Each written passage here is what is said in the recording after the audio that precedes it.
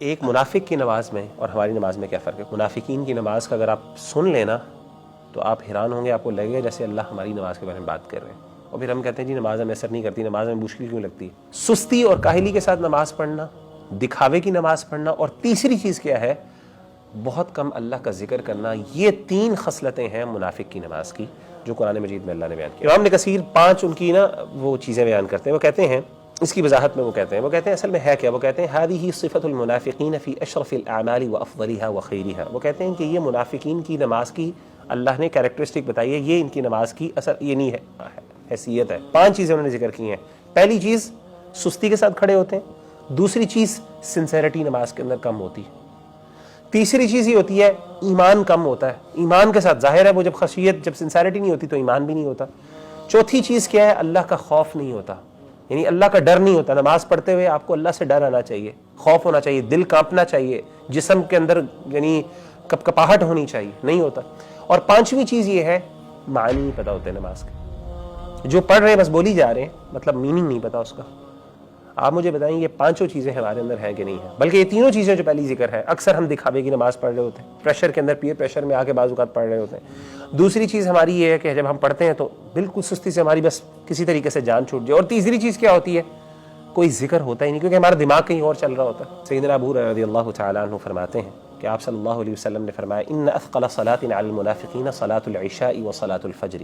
سب سے زیادہ مشکل 2 نمازیں ہیں منافقین کے اوپر، کون سی؟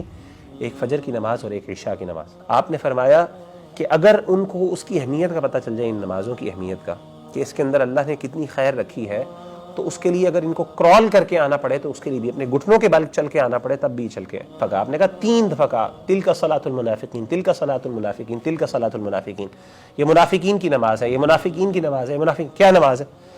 یجلس احدہم، ایک بندہ بیٹھا رہتا ہے، حتی اذا اصفرت الشمس، یہاں تک کہ سورج زرد ہو جاتا ہے، فکانت بین قرنی الشیطان، تو شیطان کے 2 سینگوں کے درمیان ہو جاتا ہے، قام، کھڑا ہوتا ہے، فنقر 4، وہ 4 ٹھونگے لگاتا ہے، لا یذکر اللہ فیہا الا قلیلا، وہ اس میں اللہ کا کوئی بھی ذکر نہیں کرتا مگر تھوڑا سا۔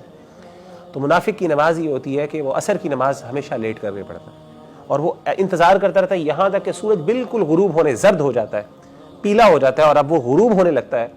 اس وقت وہ کیا کرتا ہے؟ ایک دم وہ اٹھتا ہے، اچانک پریشان ہو گیا، وہ نماز نہیں کرنے لگی ہے، فوراً جاتا ہے 4 ٹھونگے لگاتا ہے جلدی سے، کوئی اس کو ٹائم ہی نہیں ہوتا، اور اس کے اندر اس نے کیا ذکر کرنا ہے؟ اللہ، کیا خشوع اور خضوع ہوتی ہے۔ آپ نے فرمایا 3 دفعہ یہ منافقین کی نماز ہے، یہ منافقین کی نماز ہے، یہ منافقین کی نماز۔ آپ صلی اللہ علیہ وآلہ وسلم نے فرمایا کہ جس بندے کی عصر کی نماز نکل جائے فقد وطغ اہلہ ومالہ، آپ نے فرمایا جس بندے کی عصر کی نماز ضائع ہو گئی نا، ایسا ہے اس کا مال بھی سب تباہ ہو گیا اور اس کا اہل و عیال سب تباہ ہو گئے۔ ایسا ہے کہ جیسے امیجن کرے، اللہ نہ کرے، ایک بندہ اپنے گھر میں آئے، دیکھے میرا گھر تباہ ہو گیا، میری ساری سیونگز پراپرٹی سب کچھ ضائع ہو گئی اور میری پوری فیملی بھی ختم ہو گئی۔ اللہ کے رسول نے کہا جس کی عصر کی نماز جان بوجھ کے رہ گئی اس کی حالت یہ۔ منافق کی نماز اور ہماری نماز میں فرق ہونا چاہیے۔